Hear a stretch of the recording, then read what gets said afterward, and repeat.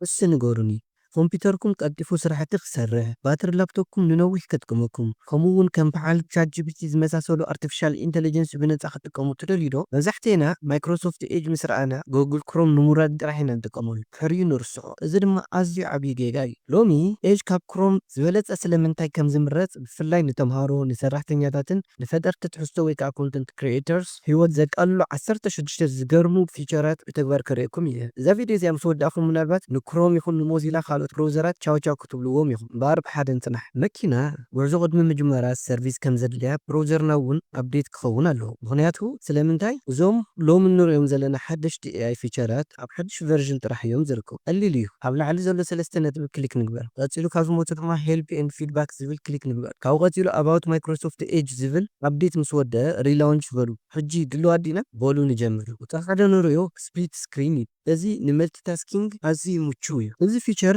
ብፍላይ ንተምሃሮን ሪሰርች ትሰርሑ ሰባትን ኣዝዩ ጠቓሚ እዩ ንኣብነት ኣብ ዩቲዩብ ናይ ኮዲንግ ትምህርቲ ቱቶሪያል እናረእኹም ነቲ ዝብለኩም ዘሎ ክትለማመዱ ትደልዩ ክልተ ታባት እናገላበጥኹም ወይ ከዓ ኣልት ፕላስ ታብ ካብ ኪቦርድ እናነኻኹም ክትሰርሑ ኣዝዩ ኣሰልቻዊ እዩ ኤጅ ግን ስፕሊት ስክሪን ሒዙ መፂኡ ኣሎ ኣብዚ ኣድሬስ ባር ዘሎ ምልክት ብቻ ጠውቑ ረዩ ኣብ ፀጋም ቪድዮ እናረእኹም ኣብ የማን ደሞ ካሊእ ነገር ክትሰርሑ ትኽእሉ ኢኹም ክልተ ሞኒተር ከም ዝገዛእኹም ጥራሕ ቁፀሩ እቲ ካልኣይ ድማ ቪፒኤን እዩ ወይ ከዓ ቨርቹዋል ፕራይቬት ኔትወርክ እዩ ውሕስነት ኣብ ዝተፈላለዩ ቦታታት ኣብ ካፌ ይኹን ኣብ ኤርፖርት ይኹን ኣብ ሆቴላት ይኹን ኣብ ዝተፈላለዩ ቦታታት ክትጥቀሙ ከለኹም ቪፒኤን ናይ ግድን ክትገዝኡ የብልኩም ምክንያቱ ድማ ዋግኡ ኣዝዩ ክባር ስለ ዝኾነ ማለት እዩ ኣብ ካፌታት ሆቴላት ወይ ኤርፖርት ፐብሊክ ዋይፋይ ተጠቒምኩም ትፈልጡ ዶ እዚ ንሃከርስ ባንክኹምን ፓስወርድኹምን ንምስራሕ ጥጡሕ ባይታ እዩ ዝፈጥረሎም ቪፒኤን ክትገዝኡ ገንዘብ ስለ ዝሓተኩም ኤጅ ግን እዚ ነፃ መፍትሒ ኣለዎ ስለዚ ኣብ ሴቲንግ ኣቲኹም ፕራይቬሲ ዝብል ኣሎ ክሊክ ንግበር ካብኡ ቀፂሉ ሴኩሪቲ ኣሎ ኤጅ ሴኪር ኔትወርክ ዝብል ኦን ግበሩ ወይ ከዓ ወልዕዎ ኣብ ወርሒ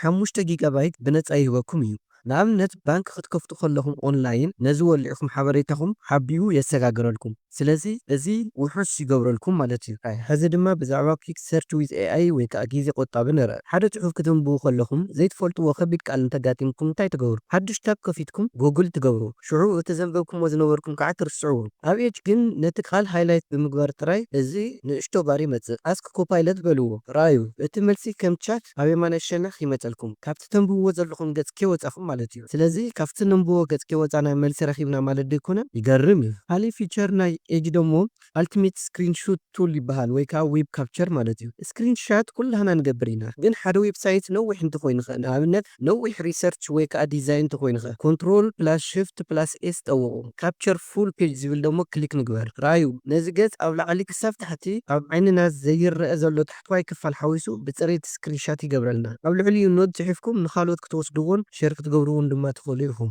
ቀፂሉ ዘሎ ፊቸር ድማ ሰመራይዝ ፔጅ ዊዝ ኮፓይለት ዝብል እዩ እዚ ከዓ ብተምሃሮ ኣዝዩ ተፈታዊ እዩ ንበል ፅባሕ ፈተና ኣለኩም ወይ ከዓ ንጎ ኣኼባ ኣለኩም እሞ ነዚ 10 ገጽ ዘለዎ ፅሑፍ ክተንብቡ ግዜ የብልኩምን እንታይ ይሓየሽ ኣብ ላዕሊ የማን ዘሎ ምልክት ኮፓይለት ክሊክ ግበርዎ ሰመራይዝ ዚስ ፔጅ ዝብል ደሞ ምረፁ ኣብ ሰከንድታት ውሽጢ ነቲ ነዊሕ ፅሑፍ ናብ 5 ወይ ከዓ 6 ነጥብታት ቀይሩ የቕርበልኩም እዚ ማጂክ እዩ ሕራይ ሕዚ ድማ ንሪኦ ብዛዕባ ቨርቲካል ታብ እዩ እዚ ንሪሰርች ዝሰርሑ ሰባት ኣዝዩ ተፈታዊ እዩ ሓደ ፕሮጀክት ክትሰርሑ ከለኹም 20 ወይ ከዓ 30 ታባት ክትከፍቱ ትኽእሉ ኢኹም ኣብ ላዕሊ ተጨናኒቖም እቲ ርእሲ ናይቲ ታብ እስካዕ ዘይርአ ይኸውን እዚ ድማ ንስራሕ ኣዝዩ መጨናነቒ እዩ መፍትሒኡ ግን ኤጅ ቨርቲካል ታብ ሒዙ መፅኡ ኣሎ ኣብ ላዕሊ ፀጋም ዘሎ ምልክት ጠዊቕኩም ተርን ኦን ቨርቲካል ታብ ዝብል ምረፁ ሕጂ ታባትኩም ልክዕ ከም መፅሓፍ መደርደሪ ብፀጋም ተደርዲሮም ይረአዩና ንምርኣይ ጥራይ ዘይኮነስ ንምምሕዳር እውን ኣዝዩ ምቹው እዩ ቀፂሉ ንሪኦ ፊቸር ደሞ ኢንስቶል ዌብሳይት ኣስ ኣፕስ ዝብል እዩ ዩቲዩብ ወይ ከዓ ካንቫ ኩሉ ግዜ ትጥቀሙ እንተኮይንኩም ኩሉ ግዜ ብራውዘር ከፊትኩም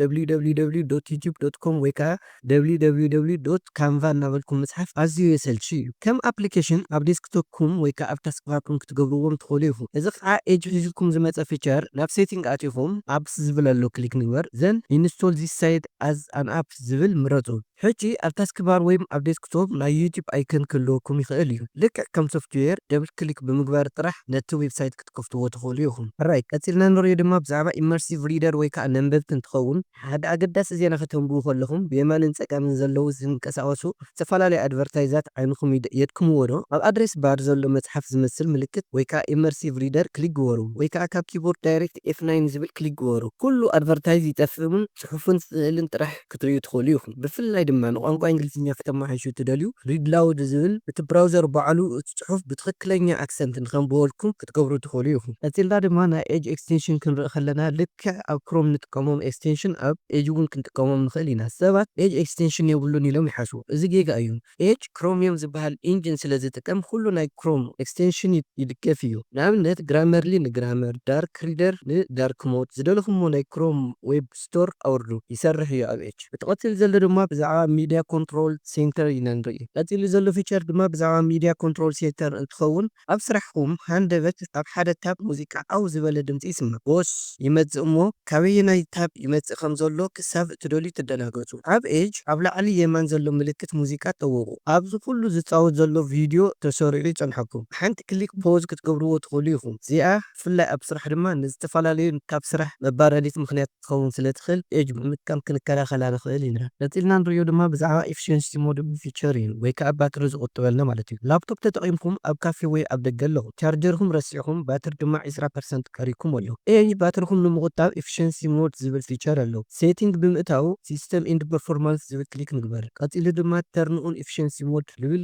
ኦን ንገሮ። እዚ እንታይ ይገብር? እቶም ዘይንጥቀመሎም ዘለና ታባት ሪሶርስ ከይበልዑ ስሊፕ ከም ዝገብሮም እቲ ንጥቀመሉ ዘለና ጥራሕ ብሪሶርስ ክጥቀም ብምግባር ድማ ካብ 30 እስካብ 40 ደቂቓ ባትርና ንክጸንሕ ይገብር እዩ። ቀፂሉ ንሪኦ ደሞ ሾፒንግ ቱል እዩ፣ ወይ ከዓ ገንዘብ ቆጣቢ ንብሎ ማለት እዩ። ኦንላይን ሸመታት ትፈትዉ ዶ? ንኣብነት ሓደ ላፕቶፕ $500 ተባሂልኩም ክትኮኑ ትኽእሉ እዩ። ሓቂ ድዩ ኣይኮነን ድማ ኣብ ኣድሬስ ባር ዘሎ ናይ ምልክት ሸመታ ወይ ከዓ ታግ ኣይከን ክሊክ ግበርዎ። ፕራይስ ሂስትሪ ናይቲ ኣቕሓ የርእዩ። ምናልባት ቅድሚ ሰሙን $400 ነይሩ ክኸውን ይኽእል እዩ። እዚ ቱል ሕጂ ምግዛእ የዋጽእ ዶ ኣየዋጽእን እውን ክነግረኩም ይኽእል። ስለዚ እዚ ፊቸር እዚ ብምጥቃም ድማ ገንዘብና ክንቁጥብ ንኽእል ኢና። ቀፂሉ ንሪኦ ፊቸር ድማ ወርክ ስፔስ ወይ ከዓ ውደባ እዩ። ሓደ ግዜ ስራሕ ትሰርሑ፣ ሓደ ግዜ ድማ በታ ካሊእ። ቀፂሉ ንሪኦ ሸነኽ ድማ ቀፂሉ ንሪኦ ፊቸር ድማ ወርክ ስፔስ ወይ ከዓ ውደባ እዩ። ሓደ ግዜ ስራሕ ትሰርሑ፣ በታ ካሊእ ሸነኽ ድማ ናይ ዕረፍቲ ወይ ከዓ ቫኬሽን ሆቴል ትደልዩ። ኩሉ ተሓዋዊሱ ጭንቕ ኢልኩም ይፈልጥ ዶ? ስለዚ ነዚ መፍትሒ ድማ ወርክ ስፔስ ዝብል ኣብ ኤጅ ተጠቐሙ። ንትምህርቲ ፍሉይ ወርክ ስፔስ፣ ንመዘናግዒ ፍሉይ ወርክ ስፔስ ፍጠሩ። ልክዕ ክልተ ዝተፈላለዩ ኮምፒውተራት ከም ትጥቀሙ ዘለኹም ኮይኑ ይስምዓኩም። ኣዝዩ ጽሩይ ኣሰራርሓ እዩ። ስለዚ ወርክ ስፔስ ዝብል ፊቸር ድማ ተጠቐሙሉ ኢኹም ማለት እዩ። ካሊእ ፊቸር ድማ ፒንታብ ፊቸር ይበሃል። ጂሜይል፣ ዩቲዩብ፣ ዋትስኣፕ፣ ቴሌግራም ዌብሳይታት ኩሉ ግዜ ክኽፈት ዘለዎም ዌብሳይታት እዮም። ብጊጋኳ ኤክስ ፀቂጥኩም